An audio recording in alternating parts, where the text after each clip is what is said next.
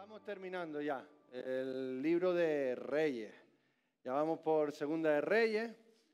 Y antes de meternos en materia, a mí me gustaría preguntarle cuántas cosas estúpidas hemos cometido en nuestra vida y qué es lo que ha motivado que lo hagamos. ¿Cuántas cosas estúpidas hemos hecho y qué cosas han motivado a hacer esas cosas estúpidas?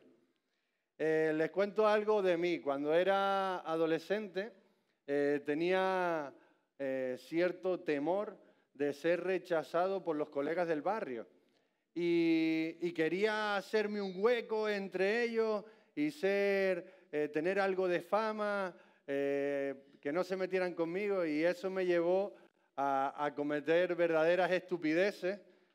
No solo cosas de la edad, sino cosas de una motivación mayor que me obligaba, entre comillas, a hacer eso. En el ministerio he podido trabajar con personas y sé de personas que al sentirse, que por el hecho de no sentirse amadas, entregan a otras hasta su alma. Su necesidad de sentirse amado o amada los lleva a entregar incluso su alma con personas que no le convienen. Conozco casos de jóvenes que tienen relaciones sexuales antes del matrimonio por el simple hecho de desear placer instantáneo.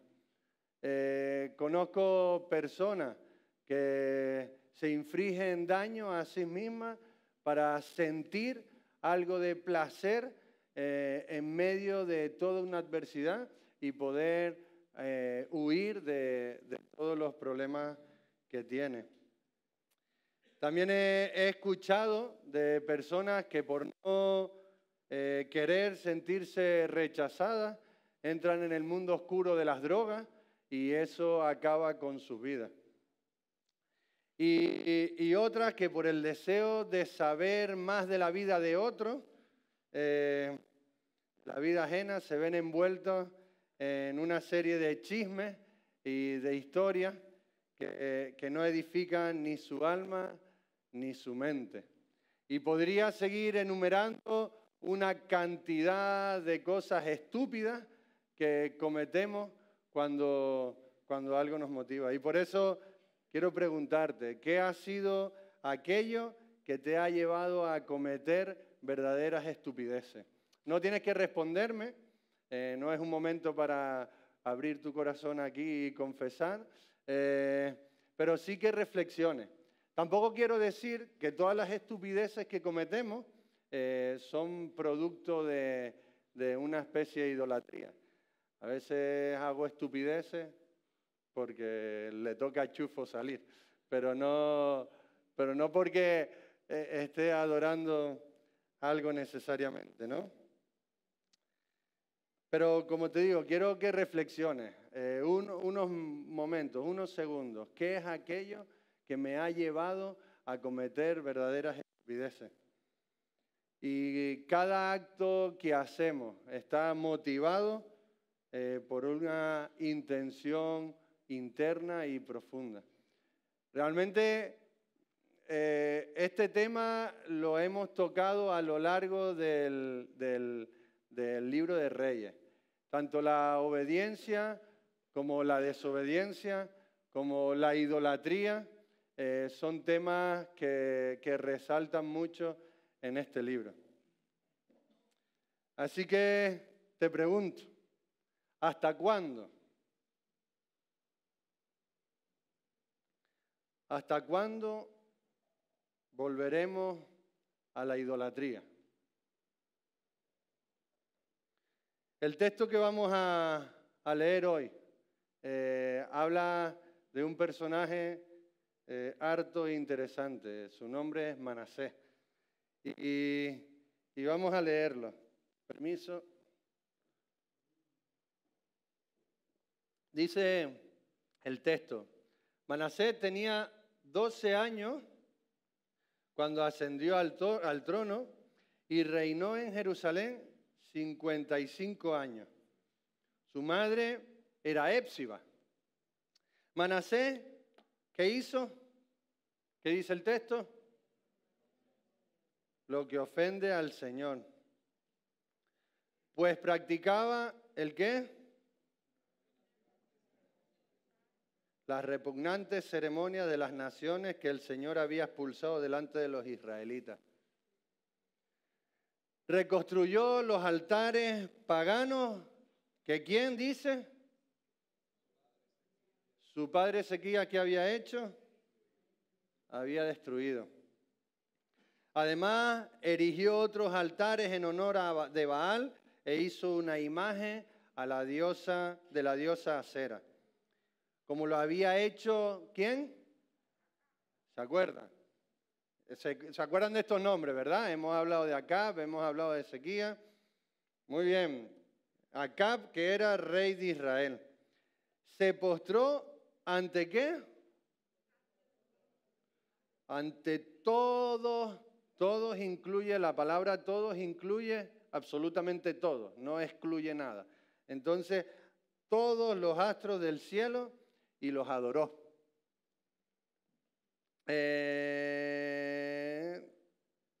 Ok, construyó altares, ¿en dónde? ¿Lugar de qué? ¿Qué dice? El Señor había dicho que ¿qué? ¿Qué dice aquí? Jerusalén será el lugar donde yo habite. Hay que estar atentos. Quiero que estén atentos, que estén conmigo. En ambos atrios del templo del Señor construyó altares en honor ¿a quién? A los astros del cielo. ¿Sacrificó a quién? ¿Dónde? En el fuego. ¿Qué practicó? ¿Y consultó el qué? Adivino. Aquí pone nigromantes. Los nigromantes son los agoreros, los que tratan con muertos y demás. Hizo continuamente el qué? Chiquito currículum, ¿no? Este hombre hacía... Mira lo que dice. Sigue diciendo cosas de él, ¿no? Dice, tomó la imagen de la diosa Aserá que él había hecho. ¿Y dónde la puso? En el templo. ¿Y qué de? ¿Lugar que qué? Del cual el Señor que había dicho. En este templo en Jerusalén, la ciudad que he escogido entre todas las tribus de Israel, he decidido habitar para siempre. Nunca más dejaré que los israelitas anden perdidos fuera de la tierra que les di a sus antepasados, siempre y cuando tengan cuidado de cumplir todo lo que yo les he ordenado, es decir, toda la ley que les dio mi siervo Moisés, pero no hicieron caso. Manasés, ¿qué hizo? Los descarrió, de modo que se condujeron, ¿cómo?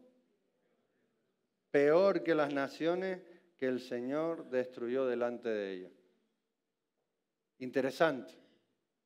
La verdad que digno de ser admirado este hombre, ¿no? Como para hacerle un monumento y decir, mira todo lo bueno que hizo. De este texto vamos a sacar la enseñanza central de que vamos a girar todo el rato. El Señor tu Dios adorarás y a Él solo servirás. Y se coló el principio, perdonen ustedes, eso no lo atiendan ahora, ¿vale? La estupidez de Manasés fue creer que otros dioses le proporcionarían la protección que solo Dios le daba. Tal vez pensó que adorando a los dioses de las naciones vecinas, de los reinos que estaban a su alrededor, podía mantener un ciclo de paz entre ellos, porque se mimetizaba con ellos y decía, mientras adore a sus dioses, todo está bien. Y esto condujo al pueblo a pecar deliberadamente. Y es sorprendente. Manasés, ¿qué dice el texto? ¿De quién era hijo? De Ezequías. ¿Qué hizo Ezequías? Lo vimos el domingo pasado. ¿Qué hizo Ezequías? acabó con toda la idolatría de Jerusalén, de Judá. Y confiaban en Dios. Y dice de Ezequías que no hubo nadie, ningún rey en el periodo de Israel y de Judá, ni siquiera cuando el reino no se había dividido, no había nadie como Ezequías, ni antes ni después. Siempre se pone como referencia al rey David, pero en este texto dice ni antes, incluyendo también, incluso mejor que el rey David, porque siguió los preceptos de Dios. Ese era Ezequías. Ese era Ezequías.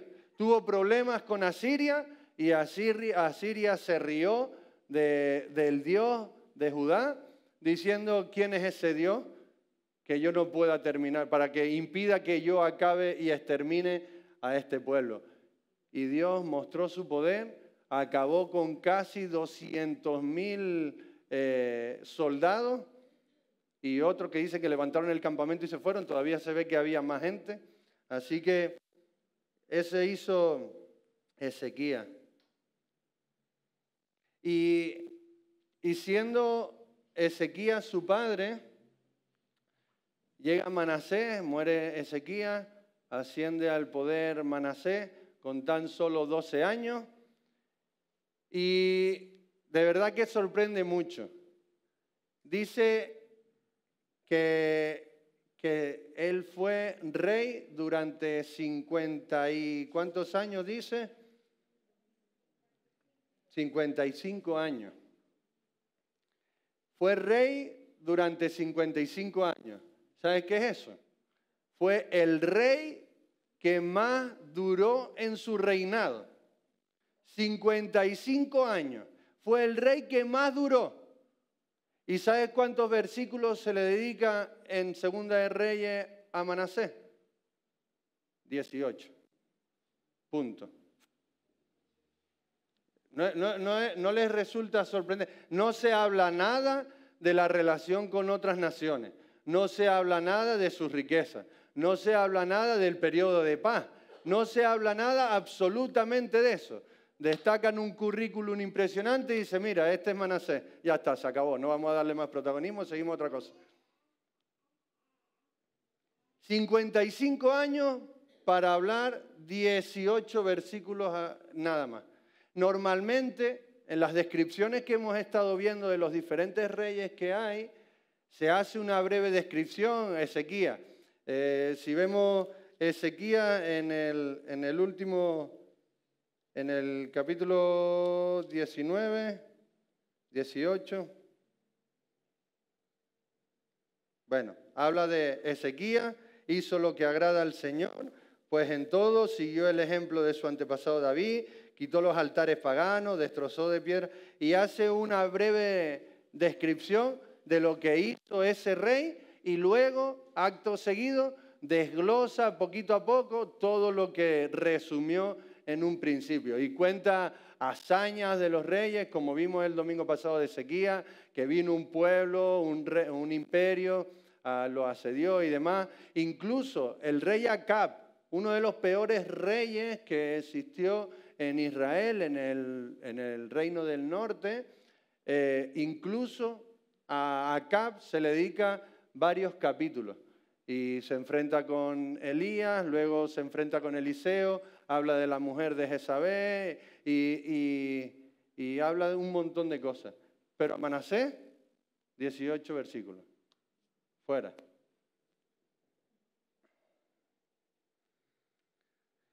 En la descripción de Manasés se nos habla del pecado tan tremendo que cometió. Y hoy vamos a leer solo estos versículos, pero más adelante también habla del juicio, el pecado que cometió y el juicio que le correspondía por su maldad y por haber hecho que el pueblo adorara y se inclinara hacia otros dioses. Ezequías se mantuvo fiel al Señor y Manasés se le fue la cabeza. Manasés escogió deliberadamente practicar las costumbres de las naciones vecinas. Naciones, cabe destacar, que Dios consideraba detestables. Dios decía, no se junten con esas naciones porque esas naciones son detestables. Y Manasés dice, ok, voy a adorar a los dioses de estas naciones. Y arrastra a todo el pueblo con él. Mira lo que dice en el versículo 4. Dice, construyó altares en el templo del Señor, lugar del cual el Señor había dicho, Jerusalén será el lugar donde yo habite. Y en la última parte del 7, dice Dios a Salomón, en este templo en Jerusalén, la ciudad que he escogido de entre todas las tribus de Israel, he decidido habitar para siempre. El templo de Jerusalén representaba la presencia del único Dios verdadero. Él se había dignado de decir, ok, ustedes necesitan saber que yo estoy presente. Construyan el templo y yo voy a hacer mi morada en ese templo. No tengo límite, no tengo que encerrarme en ninguna paredes, pero por amor a ustedes yo voy a vivir, yo voy a tener mi presencia en medio de este pueblo. Pero Manasés se ve que eso no le era suficiente y adora a otros dioses. Y como no le es suficiente adorar a otros dioses, construye ídolos en la casa del Señor que decía Dios no será profanada. Y Dios dice, Manasés dice, esta es tu casa, está bien, pero como no eres suficiente, vamos a hacer otros ídolos a los que adorar, porque a lo mejor entre todas las fuerzas podremos mantenernos mejor, porque no nos vale solo lo tuyo. Estaba compartiendo el lugar de Dios con otros dioses. Y Dios dejó claro, y dice en Deuteronomio, no tengas otros dioses además de mí. No te hagas ningún ídolo, ni nada que guarde semejanza con lo que hay arriba en el cielo, ni con lo que hay abajo en la tierra, ni con lo que hay en las aguas debajo de la tierra. No te inclines delante de ellos, ni adores. Yo, el Señor tu Dios, soy un Dios celoso. Y era normal. Dios había creado absolutamente todo. Todo lo que había en el cielo, en la tierra y debajo de la tierra, había sido creado por Dios. Lo natural, lo normal es que todo volviera a Él en forma de adoración y de alabanza. No había nada por encima de Él. Entonces Él hace todo para poder dar a otros y Él espera que de manera natural adoremos al único Dios verdadero. Dios había escogido al pueblo de Israel para poner su nombre en ellos, para habitar entre ellos y que así otras naciones vieran la gloria de Dios y vieran, esta nación tiene un Dios poderoso, cuidado, no nos podemos meter con ellos porque tiene el Dios más poderoso que existe. El único Dios verdadero lo tiene este pueblo de Israel. Había puesto su sello de garantía con el templo, diciendo, aquí me establezco yo y les sello mi nombre en ustedes.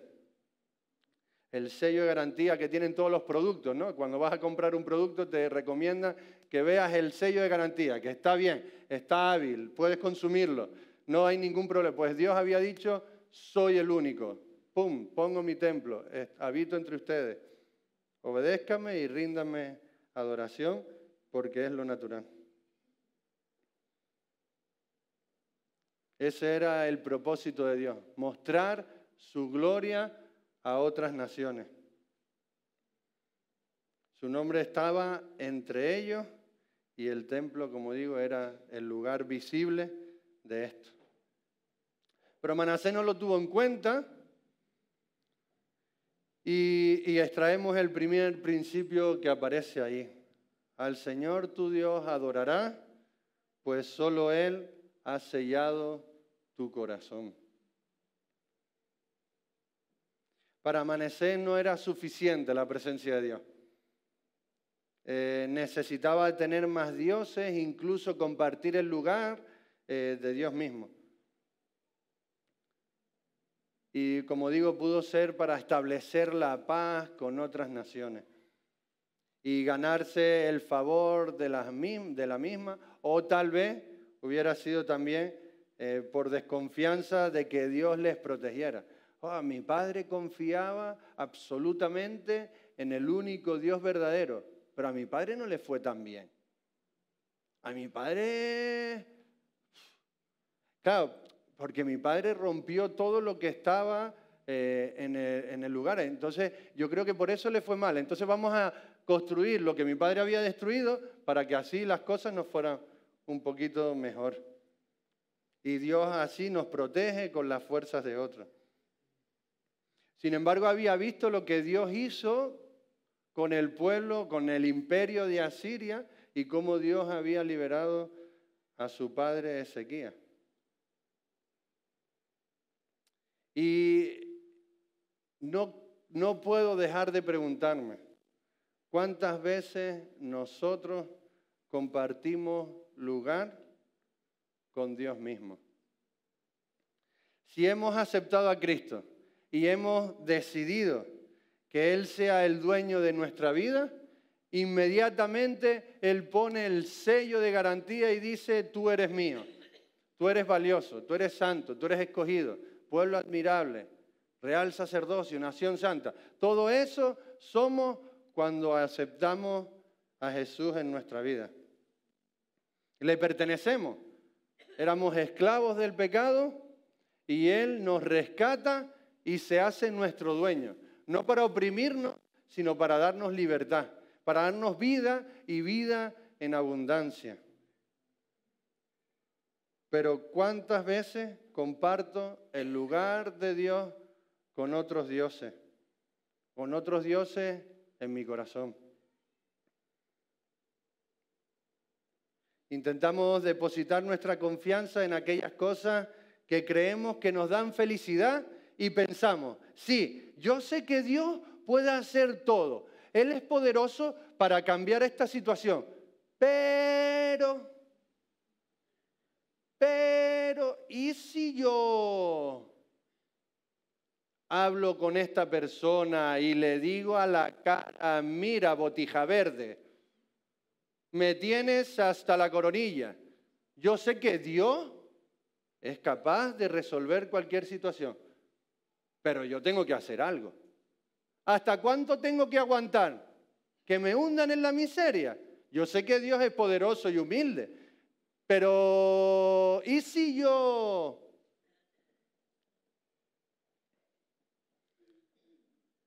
Como digo, este tema es recurrente en el libro de Reyes y en mi vida.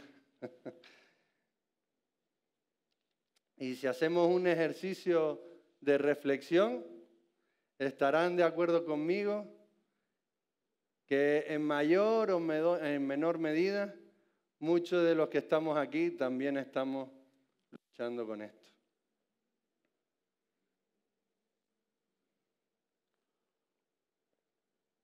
Todo aquello que hacemos está determinado por un deseo profundo de nuestro corazón y muchas veces este deseo tiene más que ver conmigo mismo que con el propio Dios. En ocasiones Dios no es suficiente, como digo, o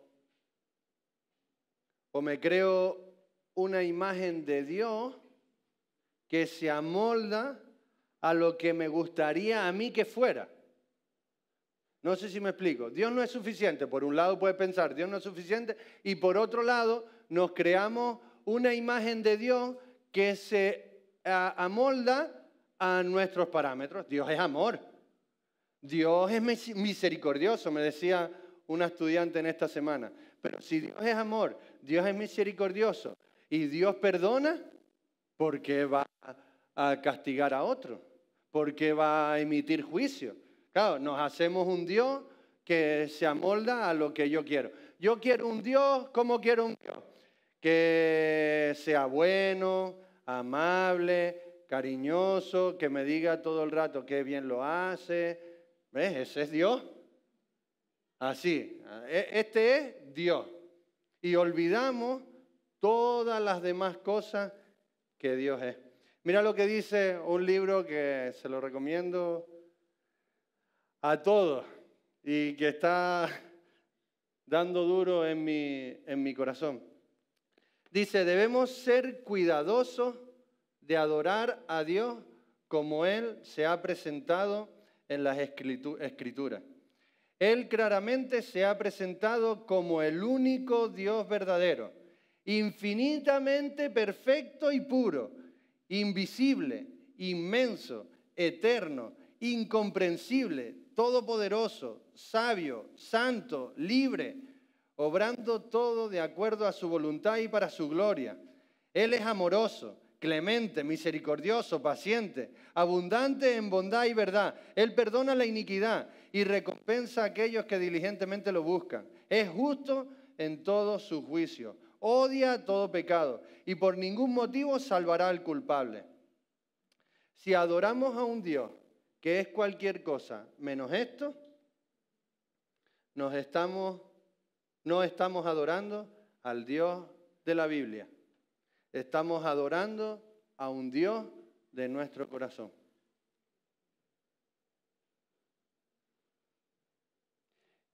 Es idolatría crear un Dios a tu antojo. Es idolatría creerte la parte de un todo. Porque esto me conviene, esto no, esto sí.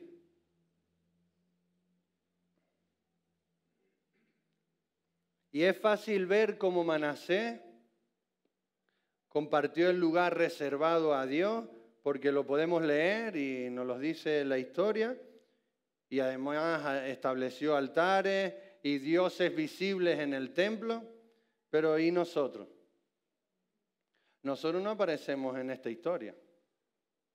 Y yo no tengo en mi casa a un santo, una virgen, un cuadro, ni una estatuilla, ni un símbolo, ni un amuleto, ni una piedra preciosa, ni nada de eso. Yo no adoro a nada de eso. Yo no cometo idolatría. Como digo, cuando hemos aceptado a Cristo, Dios habita en nosotros a través de su Espíritu y hemos sido apartados, santificados, apartados para Él. Y sin embargo, construimos ídolos y altares invisibles en lugares invisibles. Nadie los puede ver. Por tanto, yo no adoro a otros dioses. Pero Dios, que todo lo ve, sabe que no estoy adorando al Dios único y verdadero. Construimos un Dios que nos haga felices. Y ahora te voy a presentar una lista de algunos posibles modelos de dioses que pueden estar construyéndose en tu corazón o que se han construido en algún momento y se siguen construyendo en algún momento en mi corazón. Normalmente siempre doy algunos puntos, pero esta vez he decidido hacer una lista y te animo a que le hagas una foto. No son los únicos. Hay más, pero es una lista de dioses que comparten el lugar con aquel que puso su nombre en nosotros y al que debemos rendirle adoración. Así que te animo a que prestes atención. El respeto de otros. Yo quiero que me traten justamente, porque yo lo merezco, yo lo valgo. La reputación, hombre, nadie puede pensar de mí que soy un don nadie. Así que me tengo que defender, que no vengan a calumniarme. La aceptación de parte de otros. Aquí podría yo, un paréntesis, y pondría mi nombre aquí, ¿sabes? Ayer dijo algo Francisco Portillo muy bueno.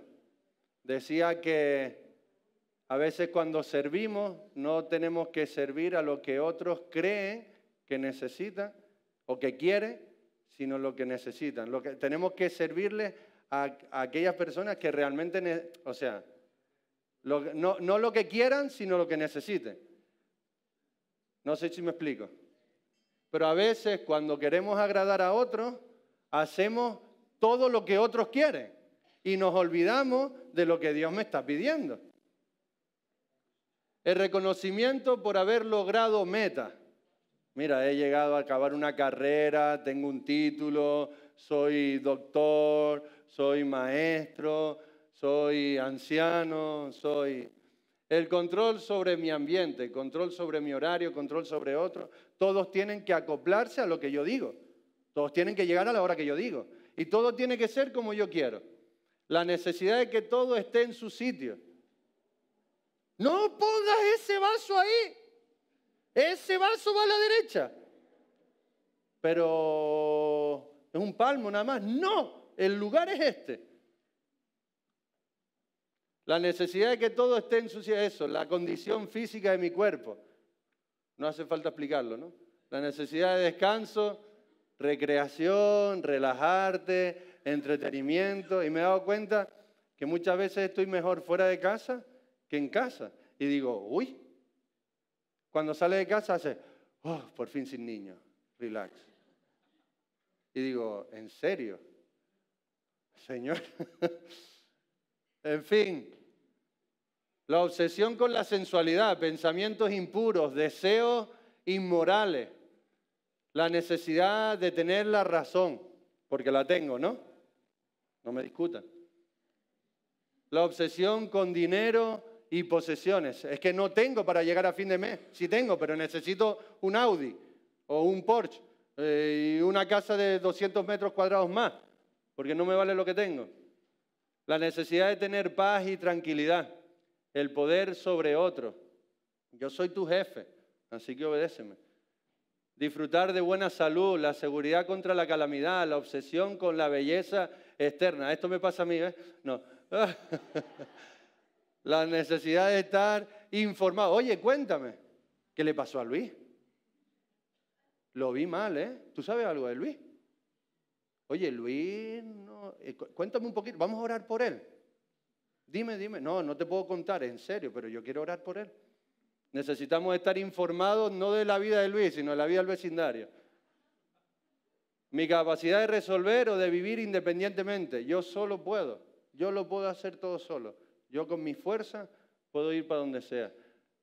La realización de mis sueños, de mis necesidades. Yo quiero y he soñado y tengo que luchar hasta el máximo por conseguirlo. La obsesión de que vivo para comer. ¿A quién no le gusta comer?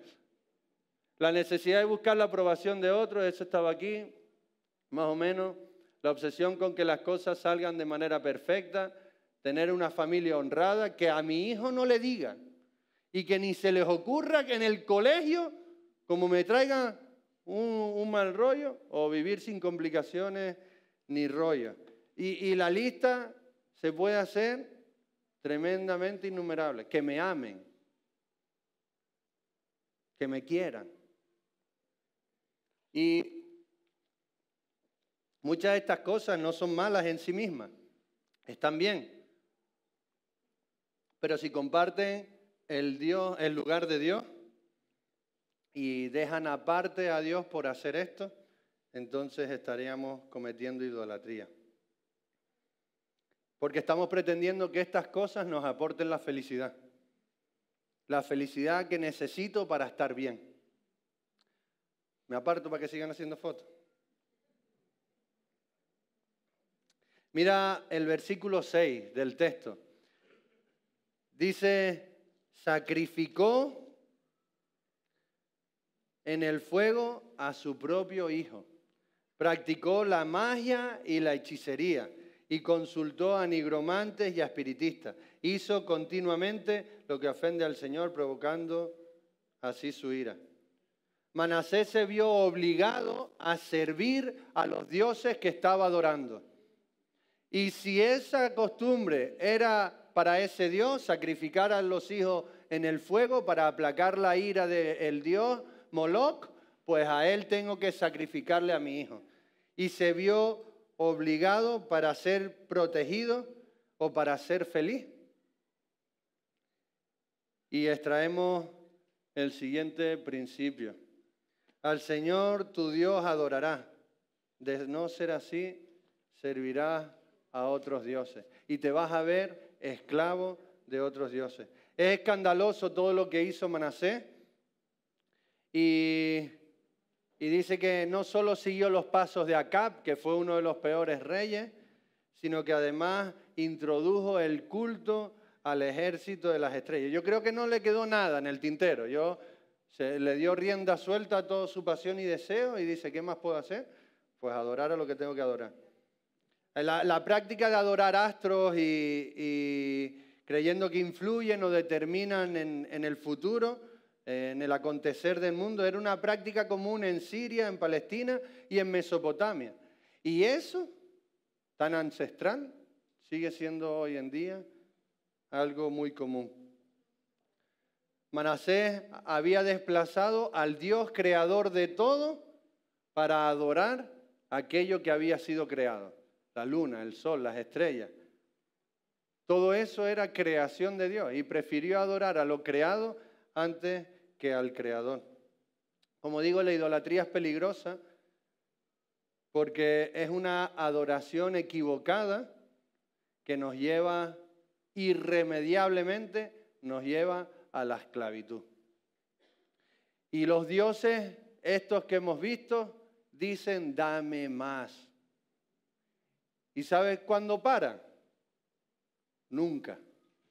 Dame más. Quiero que me rindas todo tu ser. Tal vez no te lo digan, pero tu vida se ve esclavizada a adorar a alguno de estos dioses. Se convirtió en esclavo. Manasés se convirtió en esclavo. Como digo, es muy escandaloso, pero me vuelvo a preguntar, ¿y nosotros somos capaces de hacer estas cosas escandalosas y terminar siendo esclavos de estos falsos dioses? ¿Qué nos motiva a adorar a estos falsos dioses? La felicidad. Otro fragmento del libro Ídolos del Corazón. Creemos que esto, lo de adorar a otros dioses, nos traerá algún beneficio y después, cuando parece que las cosas no están saliendo como queremos, nos esforzamos más y más para encontrar satisfacción, pero siempre salimos con las manos vacías. Servir a los dioses falsos es irracional, es ilógico. Manasés, tú estabas loco, pero es ilógico. Sabemos que no tiene sentido inclinarse ante cualquier cosa que no sea el Dios creador. Solo Él puede dar felicidad y gozo, lo sabemos. Solo Él nos puede satisfacer, lo sabemos. Pero mira lo que dice.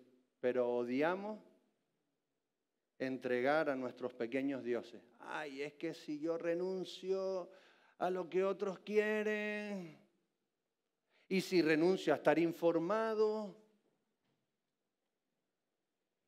Son muchas las mentiras que se fabrican en nuestra mente y que dan paso a la fabricación de falsos dioses. Mientras que son tan valiosas para nosotros, nos creemos mentiras y son tan valiosas para nosotros que no podemos vivir sin ellas. Y si me falla mi mentira, me muero. Déjame ponerte un ejemplo. Si tú crees que puedes ser feliz siendo respetado en el trabajo, entonces todos tus esfuerzos van a ir dirigidos y enfocados a ganarte la aprobación de tu jefe. Te enfadarás cuando te das cuenta de que no estás logrando lo que quieres. Buscarás cómo parecer mejor que tus compañeros. Vivirás por la felicidad emocional de que tu jefe te diga, te aprecio, estoy orgulloso de ti. ¡Ah! Evidentemente no hay nada de malo en querer ser buen trabajador o trabajadora por amor al Señor como una parte más de nuestra adoración. Es bueno hacer eso. Pero si lo estás haciendo porque amas al Dios falso, en este caso la aprobación de mi jefe, o debo ser una persona de éxito, estás quebrantando el primer mandamiento y has sido engañado. Y esto no solo ocurre en el trabajo, sino que ocurre en las relaciones personales, familiares y demás ámbitos. Entonces, ¿qué hacer para acabar con todos estos dioses falsos que se levantan continuamente en mi corazón? Y la respuesta la vemos en sentido contrario en el versículo 8 y 9. Dice, siempre y cuando tengan cuidado de cumplir todo lo que yo les he ordenado, es decir, toda la ley que les dio mi siervo Moisés. Pero ¿qué hizo el pueblo? No hizo caso. Entonces la solución es la contraria. ¿Dónde se nos ha ordenado a nosotros toda la ley? En su palabra. Y debemos ser capaces de reconocer estos ídolos que continuamente se levantan en nuestro corazón. Como dice Romanos, transformándonos por medio de la renovación de nuestra mente, acudiendo a la palabra, acudir a la Escritura, saber qué dice Dios acerca de esos dioses que se levantan en nuestro corazón. Y un tercer principio, al Señor tu Dios adorarás cuando escuches y pongas por obra sus mandamientos. Los de Judá, los del reino de Judá, no los pusieron por obra, no lo escucharon. Pero nosotros podemos acabar con los falsos dioses si atendemos a las Escrituras y escuchamos y obedecemos. Sé que suena tópico y repetitivo y ya es un cliché de muchos de los cristianos decir que la única manera que tenemos de no inclinarnos ante otros dioses es acudir a su palabra. Pero te explico por qué. Como digo, pecamos porque creemos que podemos obtener felicidad por medio de nuestras mentiras. Entonces nuestros pensamientos se convierten en nuestro Dios. ¿Y si yo tuviera 220 euros más al mes? Si yo tuviera 200 euros más, pues yo podría hacer, entonces para conseguir los 200 euros más, como no tengo suficiente, voy a trabajar más duro todavía para conseguir los 220 euros. Y cuando tenga 220, es que siempre voy a tener deuda y no va a ser suficiente. Y voy a tener que seguir haciendo más. Y cuando ya tenga 4.000 euros en la cuenta, voy a ser feliz. Imagínate. Entonces, como digo, nuestros pensamientos se convierten en nuestro Dios y somos totalmente culpables de no creernos la verdad de su palabra y confiamos en nuestros propios dioses y no en su palabra. La idolatría es hacer que nuestra imaginación sea más importante que la gozosa obediencia al Señor. Cuanto más conocemos a Dios y más estudiamos su palabra, más desearemos adorarlo y servirle. Aborreceremos más el pecado y querremos hacer más su voluntad. Pero ¿sabes qué? Hay esperanza. A pesar de que Manasés fue un desastre, absolutamente, Manasés se acordó de lo que Dios le había dicho por medio de los profetas, y yo entiendo que también viendo el ejemplo del padre, ¿y sabes qué hizo? Se arrepintió. Imagínate. ¿Y sabes qué hizo cuando él se arrepintió? Fue fulminado. ¿No? ¿Qué hizo? ¿Qué hizo Dios? Lo perdonó. ¿Cómo vas a perdonar a una persona así, Señor, que te está poniendo por los suelos? ¿Cómo vas a perdonarlo? ¿No me crees que lo perdonó? Vamos a ir a Segunda de Crónicas, que también narra la historia. Segunda de Crónicas 33, del 10 al 13. Si no lo quieres buscar, yo te lo leo. Dice, el Señor les habló a Manasés y a su pueblo, pero no le hicieron caso. Por eso el Señor envió contra ellos a los jefes del ejército del rey. Segunda de Crónicas 33, 11 estoy ahora. Del rey de Asiria, los cuales capturaron a Manasés. ¿Se acuerdan del rey de Asiria? Se volvió a levantar el imperio de Asiria y capturó al hijo de Ezequías y se lo llevó. A los cuales capturaron a Manasés y lo llevaron a Babilonia, sujeto con garfios y cadenas de bronce. Estando en tal aflicción, imploró al Señor, Dios de sus antepasados, y se humilló profundamente ante él.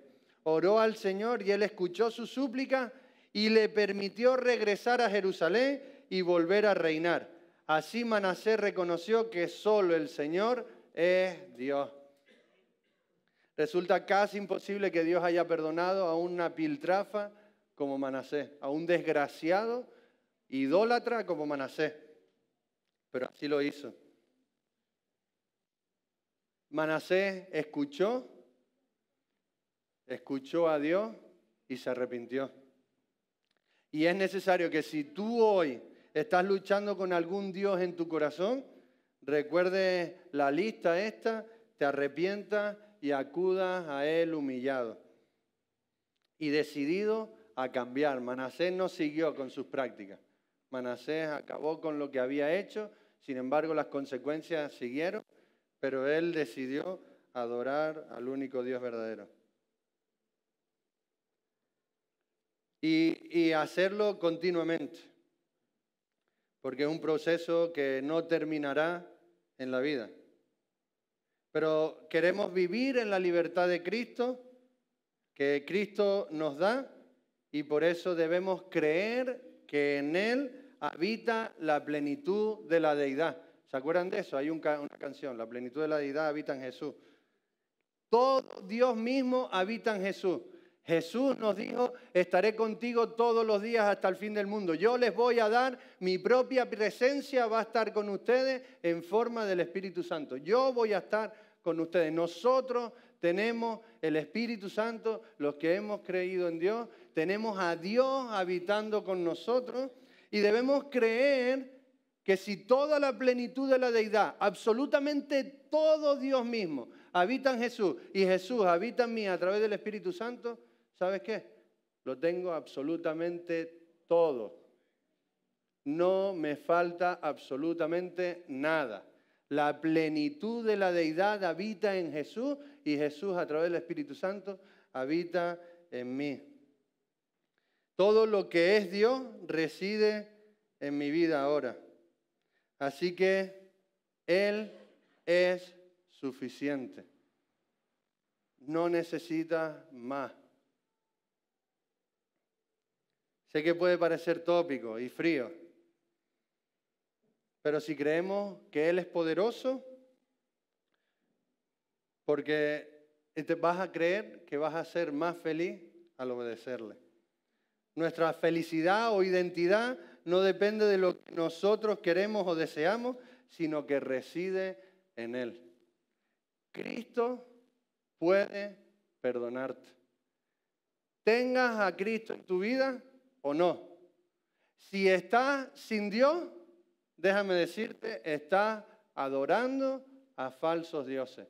Y si tienes a Dios en tu vida y tu corazón se inclina continuamente hacia otros dioses, déjame decirte que tienes que volver al Dios vivo. No hay nada, decía uno de los discípulos a Jesús. Y entonces, ¿quién se salvará? Para Dios, para el hombre es imposible, decía Jesús, pero para Dios no hay nada imposible. Así que Dios puede perdonarte, tanto si estás con Él como si no estás con Él. Jesús ya pagó toda tu culpa y es a través de Él por el que podemos acercarnos a Dios. Y eso nos debería hacer creer que es suficiente. La gracia no la puedes pagar adorando a otros dioses. No existe ningún pago, ninguna adoración a otros dioses más eficiente, más eficaz y más poderosa que Jesucristo mismo en tu vida. Él es poderoso para cambiar. Dice más el libro de Ídolos del Corazón, y con esto voy a terminar. Dado que tendemos a crear dioses, más a nuestro parecer, nuestras mentes deben estar continuamente informadas y ser corregidas, como hizo el rey Josías, que acabó con todo y escuchó la palabra y obedeció. A diario necesitamos dosis concentradas de verdad acerca del Dios vivo, que en realidad es Él. O sea, necesitamos esas dosis de verdad ante tanta mentira que se crea en nuestra cabeza. Hazle una foto a esto y termino con esto. Pregúntate de manera honesta y podrás identificar cuáles son los ídolos de la lista que aparece allí. ¿Qué creo sobre la causa de la verdadera felicidad en esta circunstancia? ¿Qué creo de Dios en esta circunstancia? ¿Qué creo de mí mismo, mis derechos, mis metas, mis deseos? ¿En qué estoy confiando? Y te animo en que en esta semana puedas escribir una oración. A veces cuesta escribirle a Dios, es raro. Querido Dios, como si fueran los Reyes Magos. Pero es una buena práctica poder tener esa intimidad con Dios y dejarlo por escrito. Que el Espíritu Santo ilumine tu corazón y te haga consciente de los ídolos a los cuales estás adorando. Cuando Él haga esto, no te entregues a odiarte y a despreciarte, porque podemos llegar a caer, soy un miserable, ¿quién me sacará de este cuerpo mortal? Arrepiéntete y pídele que te enseñe la verdad sobre su naturaleza, sobre su poder, sobre su soberanía.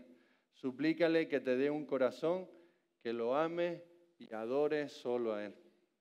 Papi, gracias porque tú eres suficiente, porque ya tú hiciste todo lo que nosotros en la vida hubiéramos podido hacer.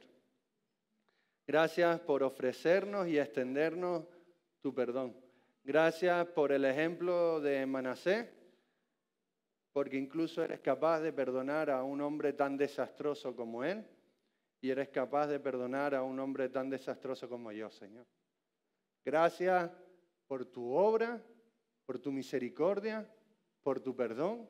Y Señor, queremos que como pueblo tuyo, de manera individual y como iglesia, Señor, que podamos adorar al único Dios verdadero, dejar esos falsos dioses que intentan reinar en nuestra vida y que nos esclavizan, Señor. Gracias por tu libertad. Gracias porque en ti podemos encontrar la paz, podemos encontrar la felicidad y no necesitamos absolutamente nada más, Señor. Ayúdanos a arrepentirnos, a identificar esos ídolos, a procurar no cometer más la adoración, la idolatría hacia esos falsos dioses, Señor. Ayúdanos continuamente a acudir a tu verdad y llenar nuestra cabeza, nuestra mente, nuestra alma de tu verdad, Señor. Que sea tu verdad la que reine en nuestras vidas, desechando todas las mentiras de nuestro corazón y que creamos, Señor, creamos que tú eres poderoso para acabar con cualquier cosa, Señor. Gracias por tu palabra, Señor. En el nombre de Jesús. Amén.